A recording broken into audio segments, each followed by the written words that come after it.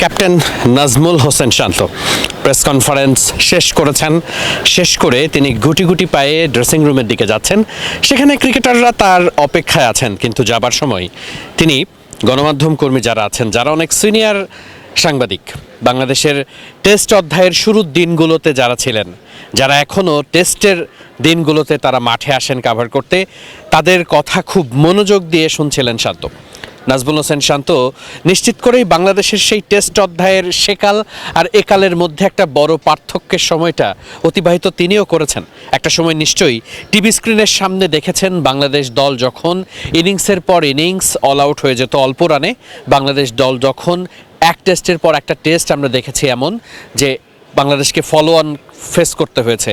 আমরা এমন দেখেছি এই মিরপুর শেরেবাংলা জাতীয় ক্রিকেট স্টেডিয়ামে বাংলাদেশ স্পিন উইকেট বা স্পিন ট্র্যাক বানিয়ে প্রতিপক্ষকে ঘায়েল করেছে। Lily premium gold soap 24 carat gold ও মাল্টিভিটামিন সমৃদ্ধ, যা ডার্ক স্পট দূর করে বাড়িয়ে তোলে স্কিনের দীপ্তিময় উজ্জ্বলতা। সেসব দিন অনেকটাই বদলে গেছে। এখন স্পোর্টিং উইকেটে নাজমুল হোসেন শান্ত তার দলকে নিয়ে স্পোর্টিং ট্র্যাকে পেসারদের দাপটে বাংলাদেশের যারা ব্যাটসম্যান আছেন তারা দারুণ করেছেন এবং পাকিস্তানের বিপক্ষে বাংলাদেশ নিজেদের সেই সামর্থ্যের জানানটা দিয়েছেন এক প্রকার বলে কয়ে। গতকাল পাকিস্তান দলের একজন ক্রিকেটার সালমান আলী আগা তিনি প্রেস মিটে এসেছিলেন এবং তাকে যখন বলা হয়েছিল যে বাংলাদেশ দলের এমন চিন্তা ভাবনা আছে যে বাংলাদেশ 270 মতো টার্গেট দিতে পারে, তখন তিনি বলেছিলেন আমার মনে হয় না বাংলাদেশ সেটা করবে। মানে এক প্রকার বাংলাদেশের এই সাহস হবে না যে 270 রান পাকিস্তানকে ছেড়ে দেবে বা চেস করতে দিবে। এটা আসলে পাকিস্তানের সেই সালমান আলীর এক প্রকার অধ্যত্বের মতো কথা, যদিও তিনি খুব হাসি মুখেই বলেছেন, কিন্তু এক প্রকার চ্যালেঞ্জ দেওয়ার মতো। নিশ্চয়ই নাজমুল হোসেন শান্ত সেই ব্যাপারটা শুনেছেন বলেই 270 তিনি পার করতে দেননি।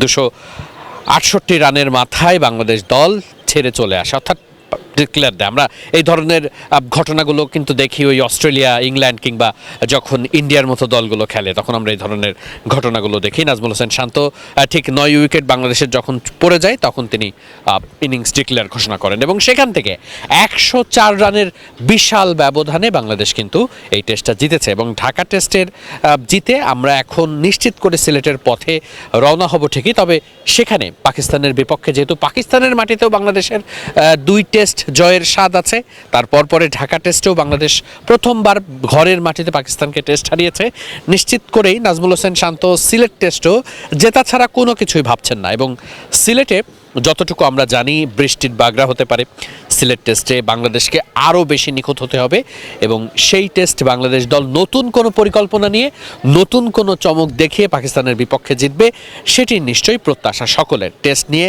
কাটাছাড়া অনেক করা যেতে পারে, অনেক আলোচনা হতে পারে, অনেক কিছুই বিশ্লেষণ হতে পারে, তবে দিন শেষে একটা টেস্ট জেতা পঞ্চম দিনে এসে নিজেদের শক্তির সামর্থ্যের সর্বোচ্চটা জানান দিয়ে সেটি নিশ্চয়ই প্রশংসা পাওয়ারই যোগ্য। মিরপুর শেরেবাংলা জাতীয় ক্রিকেট স্টেডিয়াম থেকে ওয়াহিদ মুরাদ, মিডফিল্ড।